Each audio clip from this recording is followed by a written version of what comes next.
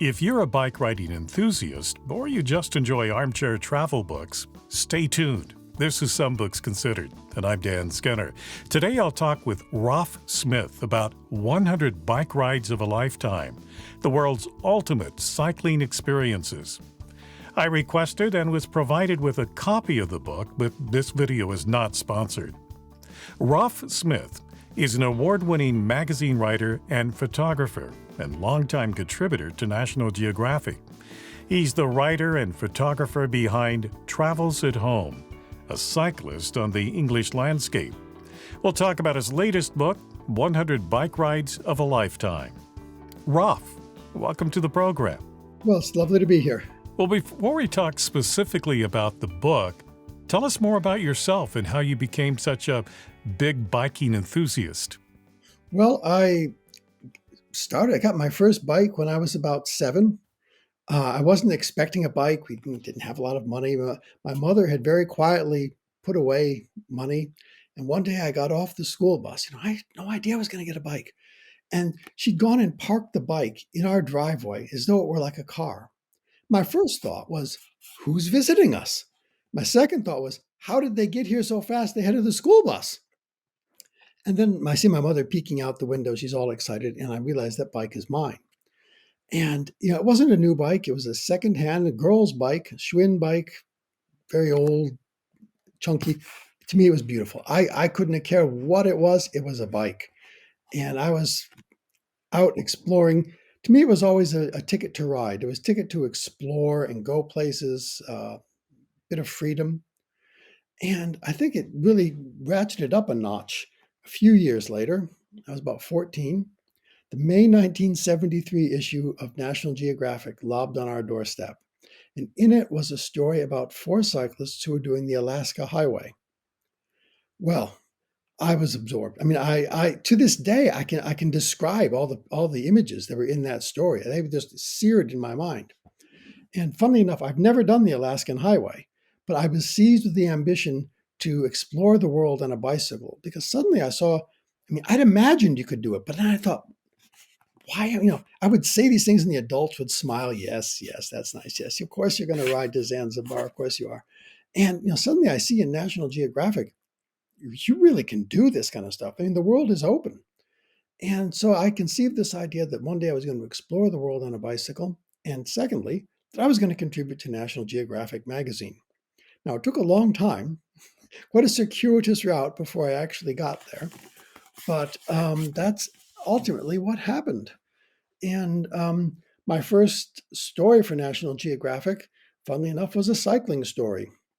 It was a 3-part series about a 10,000-mile bike ride around Australia. I did completely off my own bat. I left my job at Time magazine, put some stuff on a bicycle. I was working out of the Sydney office, put some stuff on a bicycle, headed north up the coast, and 9 months later was back again, having done 10,000 miles all over the bush, staying in Aboriginal communities, sheep stations, cattle stations, remote police outposts, mining camps, and just really explored the country. That ultimately became a 3-part series in the magazine and kickstarted my career with National Geographic, which has taken me all over the world, not just on cycling stories, but many other topics as well.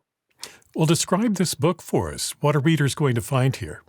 Well, hopefully they'll find something for everybody. The brief was 100 bike rides of a lifetime, and I'm not a mountain biker myself, so but I didn't want to have it all just road bike type stuff. I want to have something for everybody. So there's mountain bike rides, there's road bikes, there's gravel bike rides, there are long expedition rides, there are day trips for families.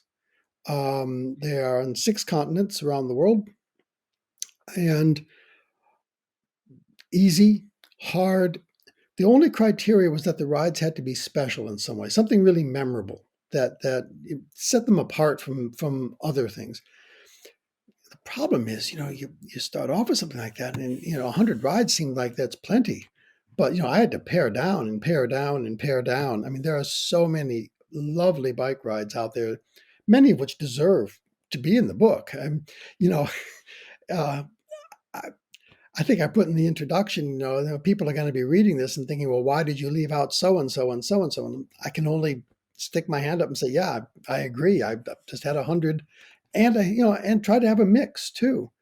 Um, I was shooting a cycling event in the Dolomites, Italy, in September, and I was talking with a professional mountain bike mechanic, been all over the world. And he did the tour circuit, and he's just casually telling me about some mountain bike routes that I'd never heard of. I mean, one that goes down 500 meters below ground in a lead mine in Slovenia, where you ride, with your.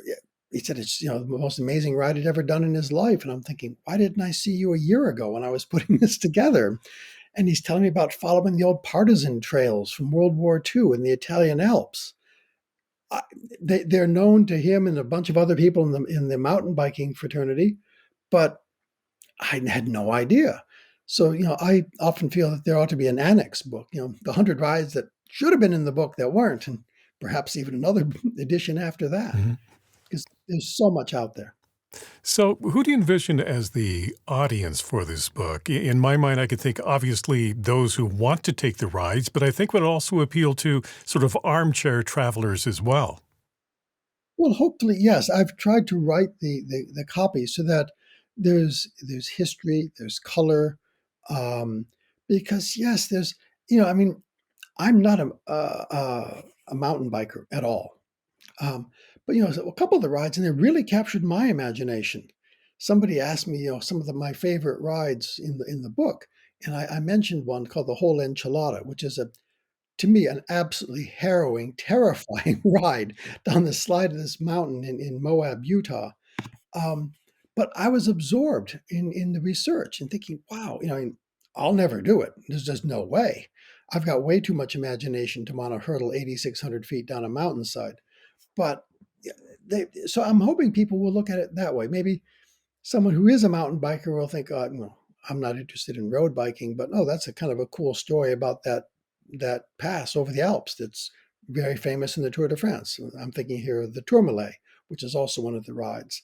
If you're interested in the history of cycling, that's a classic. 1913, you have these riders going up over this completely unmade road over a mountain pass, and the guy getting to the top screaming at the organizer of the Tour de France, "You're murderers trying to kill us!" And they were, So there's so much history, and so I'm hoping people will look at that and perhaps get ideas of things they might want to do. I mean, a guy I know is into motorcycles, not bikes, but he has a copy of the book, and he's looking at some of the rides in Europe, these mountain passes, and thinking, "Whoa, I could do this." So there's rides that whether you're armchair travelers, whether you're on a motorcycle, whether you just want to go to a place and just get some ideas about what's in the area. Um, so hopefully there'll be a lot of scope there for armchair travelers to sit and have a nice read. And so by no means do you need to be fit. By no means do you need to even own a bicycle. Hopefully you can read this, see the images, and feel either that you've been somewhere or that maybe you want to go somewhere. So, like most National Geographic books, it's filled with this wonderful photography, something that you do as you go around the world on your bicycle, but also photographs from a lot of different photographers as well. Just tell us a little bit about sort of the beauty that people will see in this book. I mean, cycling is all about the landscapes, really. I mean, you become a part of the landscape. You're not just whistling over it cocooned in steel, whether it's a train or a car. You actually become a part of the landscape. You're experiencing the contours, the winds, the sights, the sounds, the smells. And so the trick to cycling photography is bringing that immediacy. And I think also something of the romance of being on two wheels, alone and or in company, but moving under your own steam and exploring the world as a part of the landscape rather than removed from it.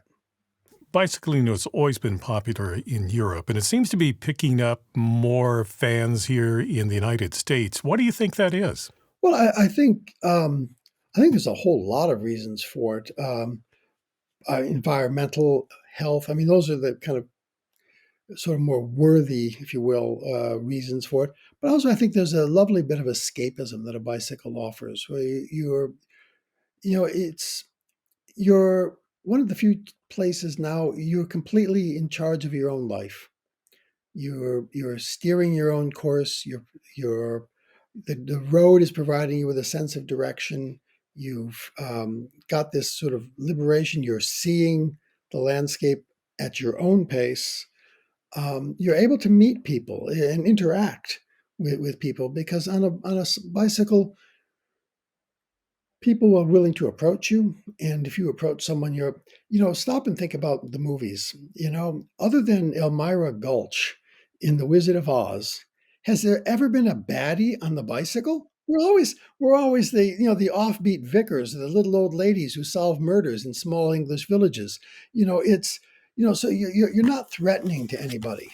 Um, I think there's this lovely escapism to a simpler, quieter age, which I certainly find that in here in England.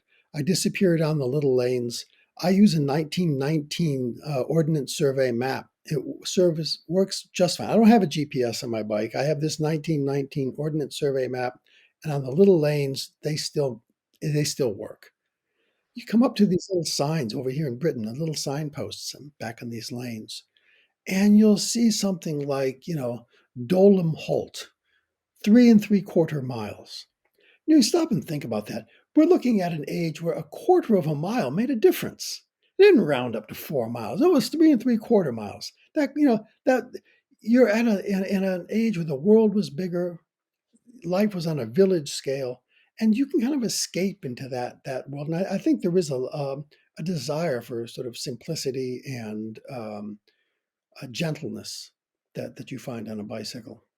Now, the book is organized such that you have the information there to say that this is an easy ride or this is a more challenging ride. And for someone who's just sort of getting started at this and they're thinking, I'd like to take, you know, a trip that's going to take me longer than an hour. I want to do something that's going to be more challenging. What advice might you have for them? Well, find something that you're definitely going to enjoy. I mean, there's some rides in there that you definitely are not going to want to do if you're just starting out. But rails to trails. There's no traffic. There's tend to be low grades. Very very easily. No steep hills. Nicely firm packed surfaces.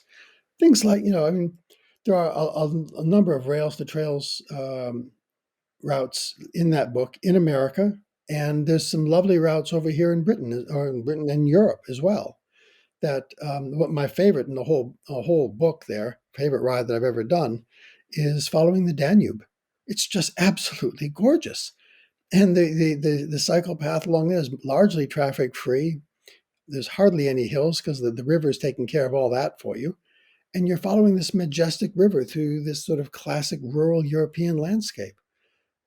Anyone can do it. You see people out there cycling with their families. Kids 5 and 6 years old. They go. There's a 200-mile stretch between Passau, Germany, and Vienna. Kids, tiny, small kids with their families ride that one. Grandparents, 70, 80 years old, they ride it. I mean, it's not hard, but there's still at the end of it, you've ridden 200 miles, so you have this great sense of achievement and an adventure. And that's what a lot of the rides I hope here will be about: accessible adventure that anyone can enjoy. And there are some rides in there that you definitely want to be on top of your game before you even think about. But there's a lot of rides in there that are for everybody. You have 100 epic journeys in this book, rides of a lifetime. What's on your bucket list? I'd like to ride in Corsica. I've discovered the Pyrenees last year. I'd like to do more there. Um, and some of the things I'd just like to go back and do again. I've spent a lot of time in Orkney, which is the windless, treeless islands north of Scotland. I've spent a lot of time up there, a lot of cycling up there, but I would love to go back and explore more there. My next really big bucket list, though, isn't well. I live on a narrowboat now, which is a canal boat. We have 2,000-mile network of canals here in Britain. When you can put a bike on a canal boat just fine, and there's tow paths all along these canals. So a lot of my new bucket lists are going to be canals in Yorkshire and the Midlands particularly. The book is 100 Bike Rides of a Lifetime, The World's Ultimate Cycling Experiences by Roff Smith. Roff, thank you for talking with me today. My pleasure. I really enjoyed it. If you'd like to pick up a copy of 100 Bike Rides of a Lifetime, I've placed a link for you in the description below. And if you'd like to see more videos about books and their authors on a wide variety of topics, be sure to like, subscribe, and click on the bell to be notified about future programs. I'm Dan Skinner. Thank you for watching this edition of Some Books Considered.